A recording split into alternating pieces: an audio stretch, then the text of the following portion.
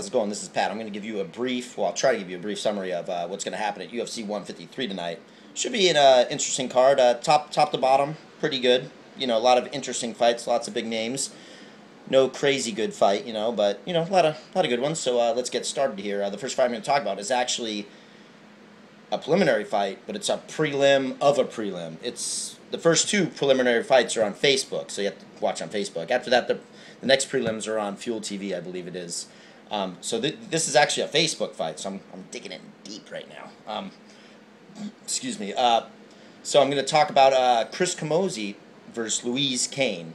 Oh, and just to remind you, UFC 153 is being held in Brazil, so it's all Brazilian fighters fighting non-Brazilian guys. So traditionally, the UFC is they'll put Brazilian guys against lesser Americans, so the Brazilians win in their home city. It's pretty cheap, but Dana White's kind of a douchebag, so it's a money thing. So he'll pretend like it's not, but it is.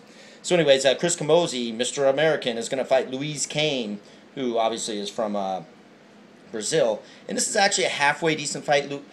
Chris Camozzi, he's the type of guy, he's a really hard-working fighter. He's not a very good fighter, I don't think, but, his fights are always super bloody. He's always, fights till the end or whatever. He's going to fight Luis Kane, who has a couple big UFC wins, but nothing crazy. But I'm looking for Luis Kane to get back on track in this fight with a TKO in the second round. It's going to be really bloody. Chris Camozzi bleeds every friggin' match. So it should be a good slugfest. Not a lot of laying around. Not a lot of George St. Pierre cuddling and laying around and, kind of making the fight boring as hell. So it'll be good. Second fight I'm going to talk about is Damian Maia versus Rick the Horror Story. Rick's story was a big story in the UFC until he started losing. In his last loss to Charlie Brenneman, he just got out-wrestled, and Charlie Brenneman's out of the UFC because he keeps losing. So I think Rick's story's capable of an upset of Damian Maia, but I wouldn't plan on it. Damian Maia's one of the best jiu-jitsu fighters in the world, even though he hasn't tapped anyone out in 3 years. And if anyone can tell me who he tapped out 3 years ago, I'll get you a beer, buy you a beer, but you can't look it up online. Don't be cheating. You have to know this. Anyways, Damian Maia, I'm looking for him to maybe get back on that submission track and submit him in about the second or third round. Rick Story's kind of a tough guy, but and Maia's punching has improved 10 times. He's actually a decent stand-up fighter now.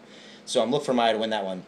And then third fight I'm going to talk about is Phil Davis, San Diego guy. He looks like the Incredible Hulk. He's really big, excellent wrestler from Penn State. He's going to fight Wagner Prado, who I don't know much about, but he's...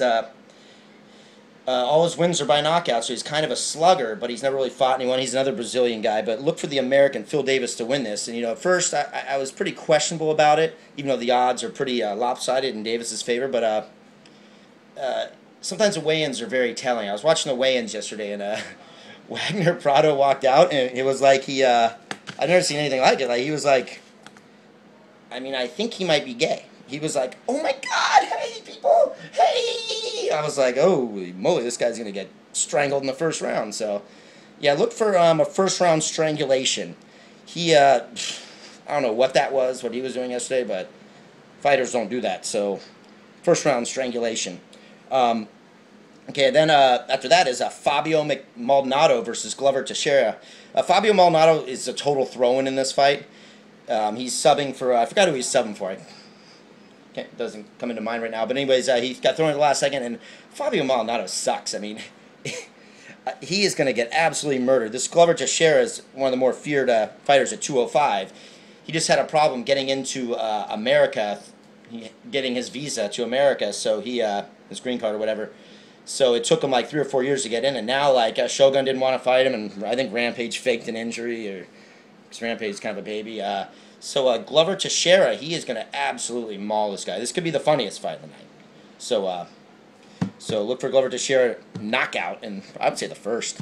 Okay, then lastly, Anderson Silva versus Stephan Bonnar. Silva's ducking and dodging all these wrestlers. So, I'm going to go up and fight at 205. I'm going to fight a guy that has to come out of retirement, which is, Stephan, he's coming out of retirement to fight, the American Psycho. Don't be scared, people. Stephan Bonnar's no psycho. He's a good fighter. He's an okay fighter. Very goofy, which Anderson Silva likes to expose those goofballs. But Stephan Bonnar, if he's smart, it's only a 3-round fight because it's not a title fight. It's a light heavyweight fight. And Silva's beatable in a 3-round fight as long as the bigger guy can get on top and win a wrestling match. That's the only way you're going to beat him. But Stephan Bonner won't do anything of that sort. Stephan Bonner is going to want to stand and throw, and because he is a tough fighter, never been knocked out, never been submitted. But look for this to be an entertaining fight, and Silva's going to hot dog him totally, and he'll get him. Silva will finish him late first, early second round. I'm pulling for Bonner, but this whole psycho thing, don't be fooled. They're just trying to pump the fight up. But yeah, Anderson Silva, easy, no problem. And then upset special night. I'm not going to talk too much about it because this video is kind of dragging, but John Fitch is actually an underdog versus Eric Silva. A slight underdog, but Fitch is plus 115. So look for, just because Fitch got knocked out, he wasn't ready, he got punched, and got knocked out in 10 seconds. Never been knocked out in his last fight to Johnny Hendricks. And Fitch is kind of like a Georges St. Pierre, boring, lays on the guy, looks at the clock, doesn't really do much, and people think he's great. But he could lay on this guy for 3 rounds and win. So I wouldn't be shocked if John Fitch won that. And my bet of the day is a 3-fighter parlay. I got Luis Kane, who's on the undercard of the Facebook fight, Damian Maia, the jiu-jitsu guy who looks to get back on track against Rick Story, and he'll submit him, I think, fairly easily. And then the third person is Glover Teixeira. He's going to maul Fabio Maldonado. So that's $100 to win $238. So Kane, Maia, Teixeira. We'll see what happens. See you guys.